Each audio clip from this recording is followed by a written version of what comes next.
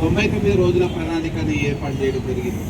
దాంట్లో రోడ్డు భద్రతా ఉద్యమం అరైవ్ ఎలైవ్ అని అంటే మనం ఎక్కడికైనా వాహనం తీసుకొని బయటికి వెళ్తే ఖచ్చితంగా సురక్షితంగా పోయి మళ్ళీ సురక్షితంగా మన ఇంటికి రావాలి అనేటువంటి నినాదంతో మనం రోడ్డు మీద వెళ్ళేటప్పుడు ఎట్టి పరిస్థితుల్లోనూ ఇతరులకు హాని చేయకుండా, ఇతరులకు ఇబ్బంది కలిగించకుండా, ఇతరులకు ప్రమాదాలు కలిగించకుండా, మనం ప్రమాదాల బారిన పడకుండా ఉండాలనేటువంటి ఉద్దేశంతో దీన్ని ఒక ఉద్యమం లెక్క, ఎందుకంటే రోడ్డు మీద వెళ్ళేటువంటి రోడ్డు అనేది అందరిది.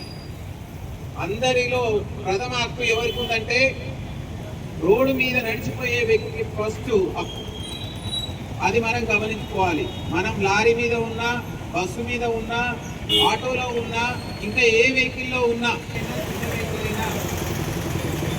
రోడ్డు మీద వెళ్ళేటప్పుడు